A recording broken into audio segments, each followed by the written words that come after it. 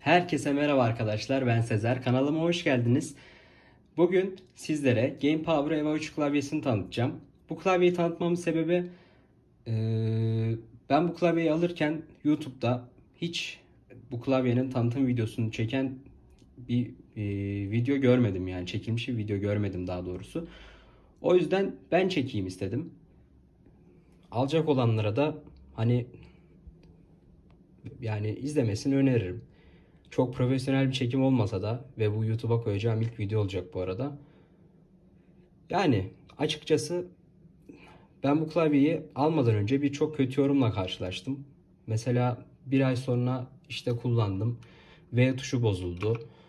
İşte A tuşu basmamaya başladı falan filan diye. Yani daha doğrusu en çok kullanılan tuşlar şu A, S, V, D ya. Onlar bozuldu diye birçok yorum gördüm. O yüzden aslında biraz korktum da alırken. Ama ben de bir ay kullandıktan sonra çekeyim dedim bu videoyu. Bir ay kullandım ve klavyede yani hiçbir şey yok. Yani gayet sağlam, güzel. Öneririm almanızı bu arada. Fiyatı da uygun. Hatta ben alırken ben bunu 1100 küsür TL'ye aldım. Şu an biraz daha pahalılaştı. Ama ucuz siteden falan bulursunuz siz artık diyorum. Ve kutu içeriğine geçiyorum.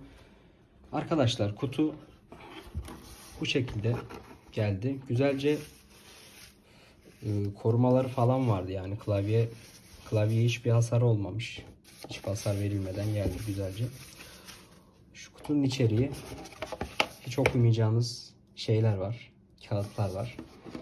Bir de durun yan çevireyim.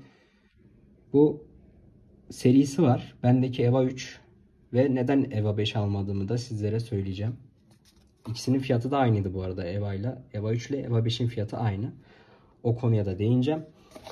Ve bize sticker mı diyorlar buna, yapıştırma mı diyorlar, onu göndermişler. Ve hediye olarak da bir anahtarlık göndermişler. Teşekkür ederiz Game Power'a da. Bu arada benim aldığım klavye Red Switch arkadaşlar. Red Switch'in sesi Blue Switch'e göre biraz daha böyle güzel geliyor. Nasıl diyeyim size, mesela gece rahatsız etmez. Blue Switch çok şey geliyor. Çat çat çat diye basıyor klavyeye. Tabi tercih meselesi. İki switch'in de fiyatı aynı bu arada. Bu da gönderdikleri şey anahtarlık. Bu arada Blue Switch gelmiş arkadaşlar. Bunun da sesi böyle. Güzel bir hediye, teşekkür ederiz. Şey göndermişler. Tuş sökücü. Bu da bayağı işe yarıyor. Bunu da gönderdikleri çok güzel olmuş. Bu da arkadaşlar şöyle gördüğünüz gibi direktman geçiyor ve kaldırdığınızda tuş sökülmüş oluyor arkadaşlar. Ve Red Switch'i de görmüş olun böylelikle.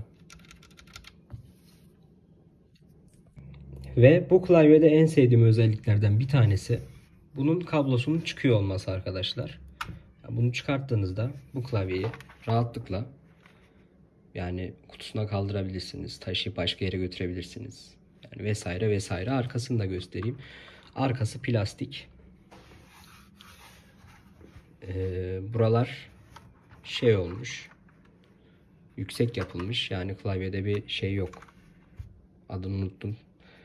Şurada oluyor ya, işte havaya kaldırıyorsunuz, o yok. Yani direkt böyle koyuyorsun, klavye böyle duruyor. Kablosu Type-C. Kablo girişini de göstereyim size. Şurada. Gördüğünüz gibi. Kabloyu takalım. Evet, klavyemiz açıldı. Bu arada klavyemiz RGB değil, Rainbow, yani gökkuşağı. Yani RGB olsa EVA 7 RGB bu arada arkadaşlar. EVA 5 de Rainbow, bu klavye gibi.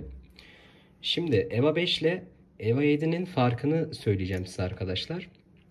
Kendi sitesinde de görmüş olduğunuz gibi Game Power'ın karşılaştırdım. Yani sadece şurada görmüş olduğunuz ses kısmı açma tuşu mu deniliyor? Yani ondan var. Bir de rengi siyah arkadaşlar. Yani bu kısmı siyah.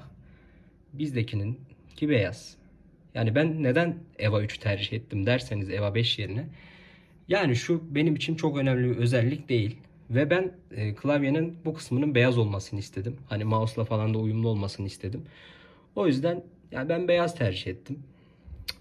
Şöyle görmüş olduğunuz gibi rengi kısıp açabiliyoruz, kapatabiliyoruz. Yani beyaz daha hoş duruyor bence. Yani almak isteyenler de zaten iki ürünün fiyatı da aynı.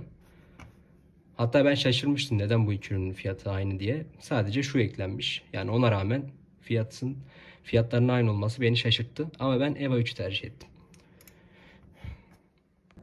Arkadaşlar en merak ettiğiniz şey tabii ki de sesi. Sesi benim çok hoşuma gitti. Size bir dinleteyim.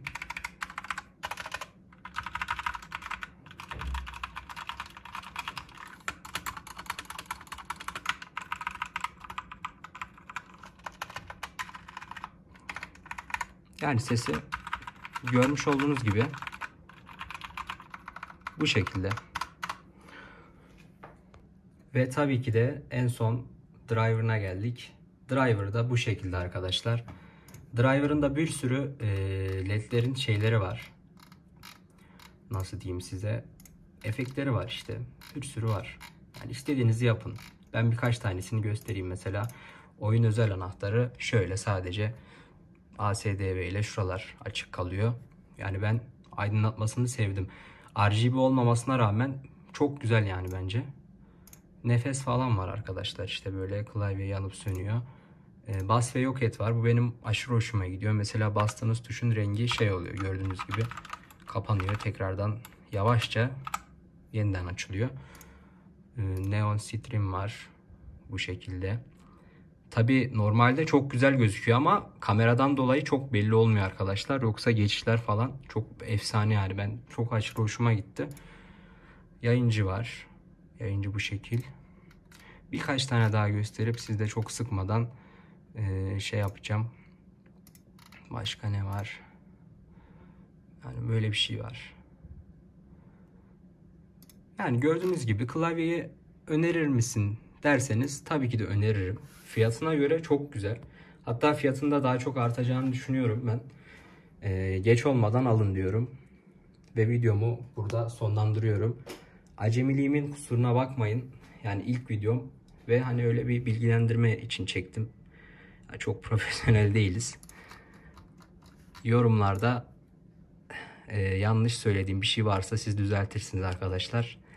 Yardım edebildiysem ne mutlu bana. Sağlıcakla kalın. Hoşça kalın.